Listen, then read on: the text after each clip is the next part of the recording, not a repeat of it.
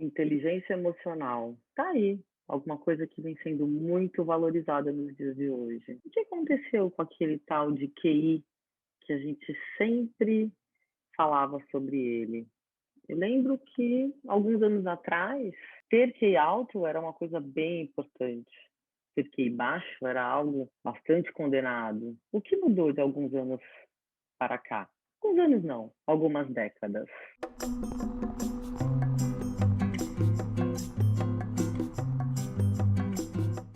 Para falar sobre coeficiente intelectual e inteligência emocional, eu vou começar definindo o que é inteligência emocional. Inteligência emocional é a capacidade de reconhecer os nossos próprios sentimentos e dos demais, de nos motivarmos e de manejar adequadamente as nossas relações. Inteligência emocional, desde a década de 90, com o trabalho de Daniel Goleman a respeito deste assunto, ganhou notoriedade e muitas vezes até hoje a gente fala que não precisamos ser inteligentes intelectualmente, temos que ser emocionalmente inteligentes, de que inteligência emocional é muito mais importante que coeficiente de inteligência. Espera lá, será que isso é verdade? Quando a gente está falando de inteligência emocional, nós estamos falando de autoconhecimento, eu me conhecer, saber o que me mobiliza, o que eu quero, eu conseguir gerar as minhas emoções, que significa não sair enlouquecendo, reagindo às coisas,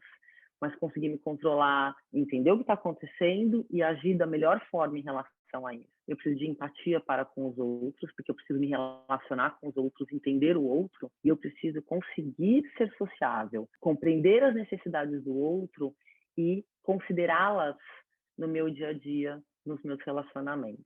Porém, coeficiente de inteligência é uma medida de inteligência que dominou aí processos seletivos de empresas, processos educacionais, seleções em escolas, por muitos anos na história da humanidade. Até a década de 80, era uma das medidas mais importantes para avaliar pessoas.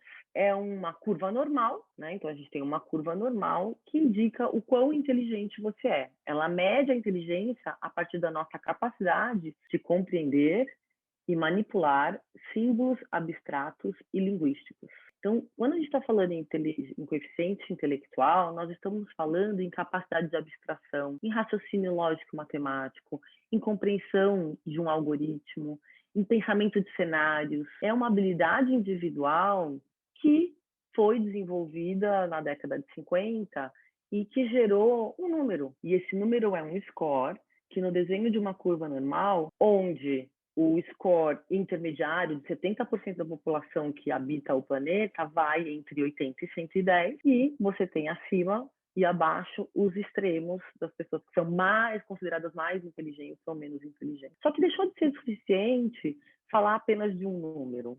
Apesar de que esse número ele é muito importante, a gente precisa continuar considerando ele, e já vou falar um pouquinho mais sobre isso daqui a pouco.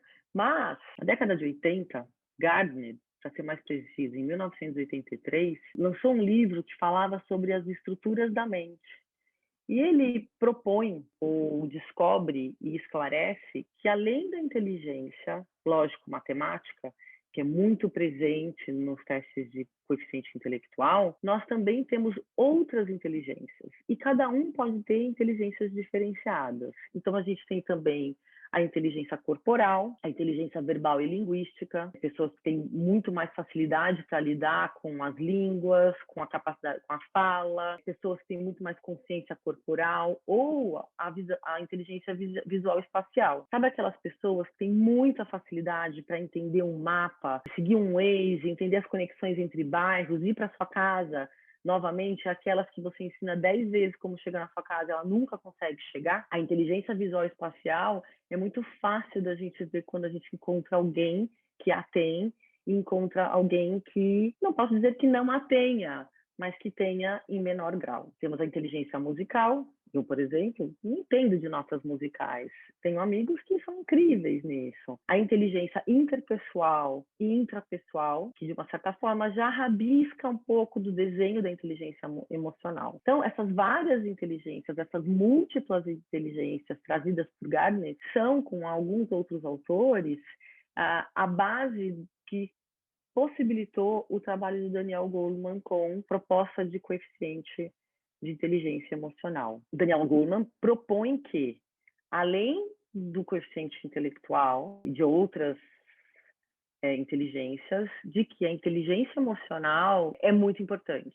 Eis que hoje em dia é muito comum ouvirmos falar em inteligência emocional, de que ela é mais importante que QI. Essa é uma ideia que ocupou espaço no senso comum, mas que, além de não ser verdade, tem sido muito significativo o quanto que a valorização da inteligência emocional faz com que muitas pessoas ignorem a importância do desenvolvimento intelectual. O meu ponto aqui é que a crença da importância da supremacia da inteligência emocional em relação ao coeficiente intelectual tem levado muitos a priorizarem as habilidades relacionais.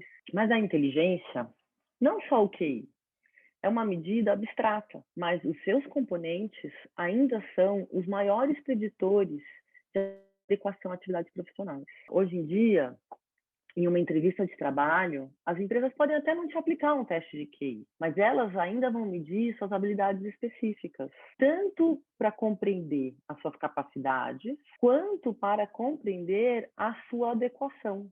Você não pode colocar uma pessoa que tem um coeficiente intelectual específico, talvez não tão alto, para trabalhar com funções extremamente complexas, porque essa pessoa pode ter dificuldade de realizar essa função. Da mesma maneira, você colocar alguém que tem um coeficiente intelectual muito alto para exercer tarefas simples, para exercer uma tarefa repetitiva, por exemplo, essa pessoa pode ficar desgostosa, se sentir desvalorizada. E muitas empresas, hoje em dia, elas têm projetos, produtos e atividades de alta complexidade, que requerem uma capacidade de abstração, entender algoritmo, escrever linhas de algoritmos, manipular inteligência artificial ou business intelligence, requer das pessoas uma capacidade intelectual muito grande. E muitas dessas funções, você tem poucas relações. Não é a inteligência emocional que vai garantir que você faça melhor essa função. Na vida profissional, é muito importante adequar as capacidades das pessoas às funções. É algo bastante relevante para garantir bons resultados.